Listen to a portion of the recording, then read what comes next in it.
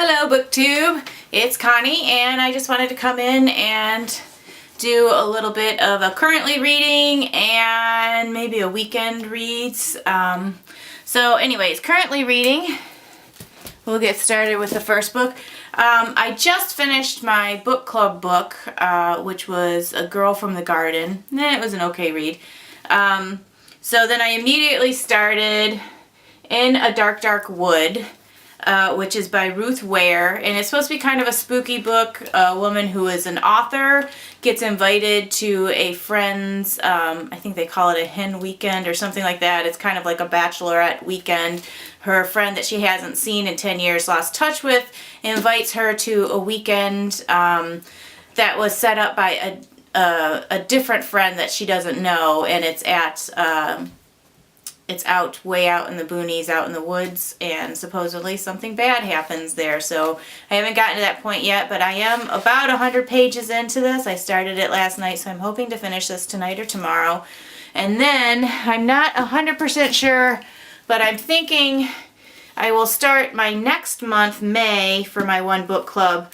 The book is A Gentleman in Moscow, and I've had this book for 3 weeks and it's due back on Saturday. I could return it, and she always has books. My book club meets on Monday, and there's usually books reserved for the book club at the desk, so I could recheck it out, but I thought maybe I'll get started on it. I do own the audiobook, which is something I've been doing, especially with our book club books, so that I can get through the books. I can listen to them back and forth to work.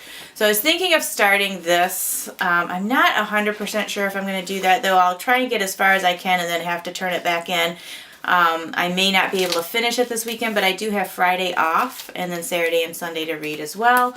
So I might get started on that. And then I have several smaller books, which over the next week I'm hoping I'll be able to finish by the end of next weekend. I'm hoping I'll be able to finish these books. The first one is by Anna Kendrick, which is Scrappy Little Nobody. I have both the book and the audio CDs. And then All Grown Up, which was a choice for the Book of the Month Club. I didn't end up getting it, but then I heard people talk about how it was a really, really good book. It was one of the possible choices I was going to get. It has something to do with about a 40-year-old woman who's never been married, doesn't have kids, and how she's kind of living this lifestyle unforgivingly. And so yeah, I'm 49, never been married, no kids, so that kind of interested me. So I'm hoping I'll get through that. This isn't even 200 pages, I don't think, or 300 pages. No, not even 200 pages, 197 pages. So I should be able to finish this in a day. And then I also picked up Exit West. I've heard really good things about this, but it is by Mohsin Hamid, who wrote The Reluctant Fundamentalist. Now, I don't know if I was so excited to read The Reluctant Fundamentalist, and I read it several years ago when it first came out, and I know recently a lot of people on BookTube have been reading it and just gushing and gushing and gushing about it. Personally, I didn't like that book very much. I felt it was very preachy, and I'm very much into reading diverse books and learning about other cultures, but I don't know, it came off as preachy to me. I don't know if it was just the mood that I was in at the time.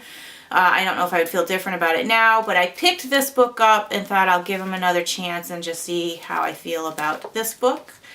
And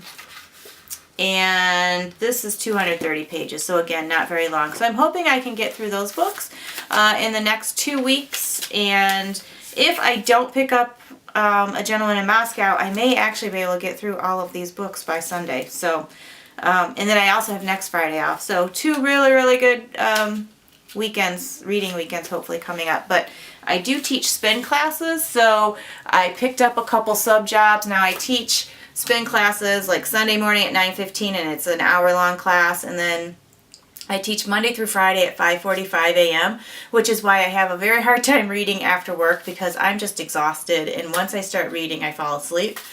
So that's why audiobooks have really been helping me out this year, and I do both reading as well as listening to them on the audio. And then since I have the audiobook, when I do pick up the book, if I have both, I usually listen to the audiobook at 2 to 2.5 times the speed and follow along in the book. So it's really been helping me get through a lot of books. the good side and bad side. There's good side and bad side of listening to audiobooks. And one good side is it's helping me get through, and I can listen to the book when you normally can't read, obviously, when you're driving back and forth to work. So it's opening up this time that I'm listening to the book, especially for my book club books that I don't pick the books. But I don't like to not read the books and then show up to the meetings. I like to have read them so I can at least discuss them at the meetings. But also another downside is the narrator, or it can be an upside or a downside.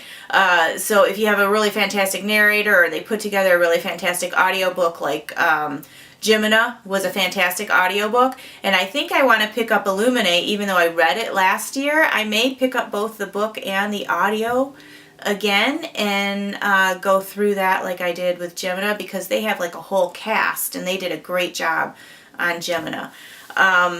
So I'd like to see how they did Illuminate. But anyways, that's the upside. But it can also be a downside if you have a narrator who's not very good. If they didn't put a ton of money into it and you just have one narrator who doesn't do a good job of differentiating in their voices and they just kind of read boring, then that can make you dislike the book. So anyways, that's my next couple weeks coming up, and I just wanted to check in. So I hope everybody has a great week, and I will talk to you later. Bye!